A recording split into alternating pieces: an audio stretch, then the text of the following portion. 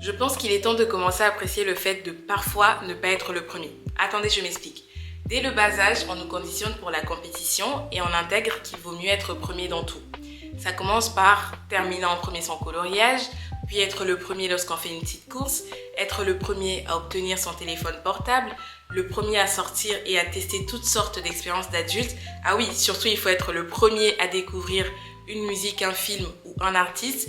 Puis il faut être le premier à trouver le job à la fin de ses études, la première copine à se marier, les premiers à acheter une maison. Bref, il faut être le premier à vivre l'expérience, le premier à réussir. Vous avez certainement déjà remarqué que pendant l'enfance et l'adolescence, généralement les petits frères veulent se faire passer pour les plus grands.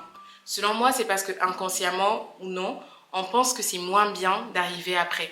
Alors que la réalité, c'est que parfois c'est une bénédiction d'arriver après. Parce que justement, on peut regarder à ceux qui sont passés avant nous. Ce sont des points de repère, ce sont des modèles. Avant même de commencer la partie, on sait ce qui marche et ce qu'il faut absolument éviter. On connaît les raccourcis et on peut déjouer les pièges. La vie réelle n'est vraiment pas une course. Alors plutôt que de se sentir en retard, d'avoir honte, de subir cette pression et de se méprendre,